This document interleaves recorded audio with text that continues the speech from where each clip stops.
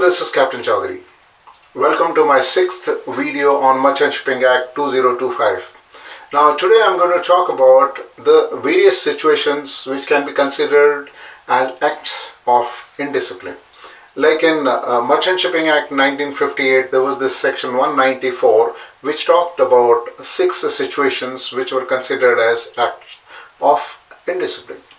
Now in the new Merchant Shipping Act, there is this section 99 which talks about such situations. When a seafarer is legally, enrolled on a ship, he is there on the ship, he is engaged legally on the ship, then in the following situations, he may be considered as, liable to the penalty, or he'll be guilty of an offense against discipline.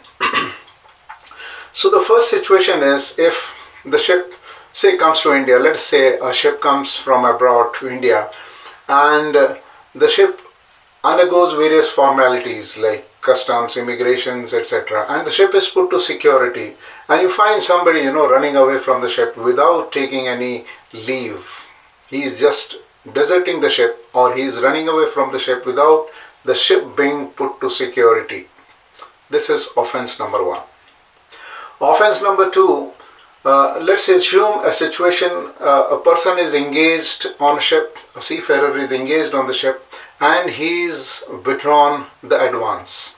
And after withdrawing the advance, on the basis of his engagement on the ship, or signing the articles of the ship, he deserts the ship, or he is absent from the ship. He does not present himself to the ship. Right? So, in effect, he has not earned his wages. He should have been on the ship's duty, and he was absent, so he has not earned. So, in a way, he is absconded, whereas he has already taken the money for the period of absconding. So, this is his offense number 2. Offense number 3 is disobedience of lawful command.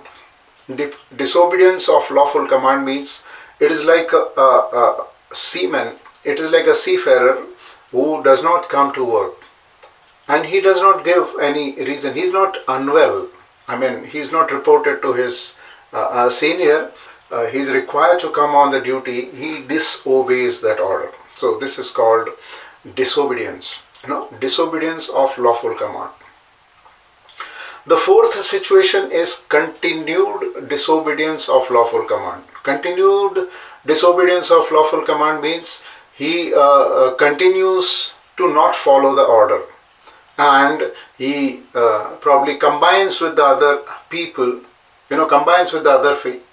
in continuing to disobey the lawful command, or he continues to neglect the duty, or combines with the others to continue neglecting the duty. Or for that matter, he may also impede the safe navigation, or he combines with the others to impede the safe navigation. That means he wants to cause a problem or obstruction in the regular functioning of the ship, and he combines with the others to do such a things. So this is offense number 4. Offense number 5 is he assaults the person assaults the master or any other seafarer on board. And 6th is the breach of trust or criminal misappropriation of the fund.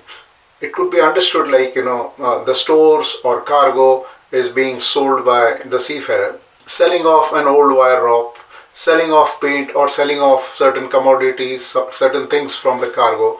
All this will come under this category. So in respect of the offenses D, E and F, D means continued disobedience of lawful command, E means assaulting the master, F means criminal breach of trust or misappropriation of the funds. In this situation, the prosecution may be instituted by DG Shipping or a person who is appointed by him. So in respect of the offenses that we discussed just now, A to F, the DG Shipping can order cancellation or suspension of the certificates which are given under this act, right, during the period of hearing or legal proceedings. And also it's a usual principle whenever a certificate is to be cancelled or suspended. The usual principle is applied here also, that the person whose certificate is to be cancelled or suspended, he has to be given a chance of being heard.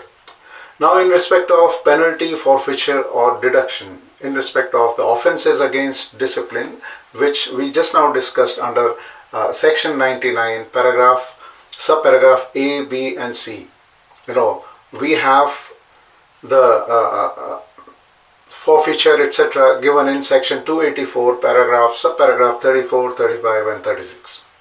So in respect of the first offense, that is leaving the ship without the ship being put to security, there is this forfeiture of the wages which will extend to the maximum of 1 month's wages.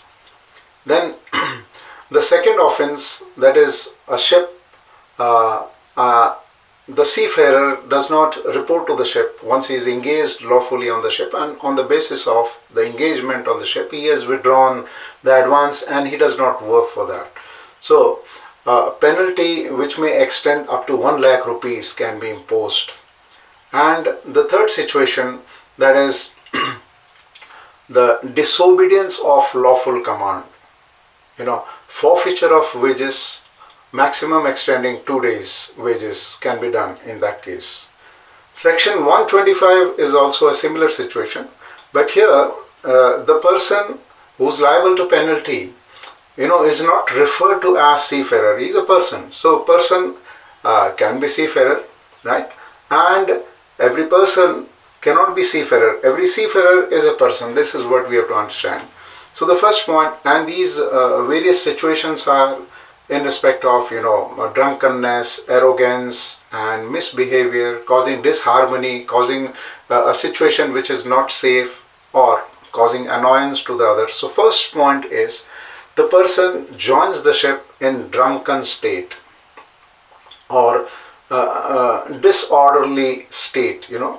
That means a person does not behave nicely in the tune of the behavior that is required on the ship, like you ought to maintain some amount of discipline, some code of conduct has to be there when you are associated with the ship, whether you are a passenger or you are the seafarer, right? The second point is, the person does not have a valid ticket or he tries to make a journey or a voyage without a suitable ticket. Third one is, when inquired, he does not want to show the ticket, right? He does not, he resists, like he does not want to show the proof that he has joined the ship lawfully or legally. Then he molests someone on the ship. The person molests someone on the ship, this is a very serious matter. Or he causes, because of his behavior, he causes annoyance to the other people. Or the master feels that his presence on the ship is not safe. It may be injurious to the other people or the ship. So these are the various situations. And there is one more situation, when the ship reaches destination, he refuses to disembark from the ship. So all these are the situations in which the person concerned is liable to penalty. So paragraph 51 of section 251 says that a person who is liable under any of the above heads, he is liable to pay a penalty up to 50,000 rupees.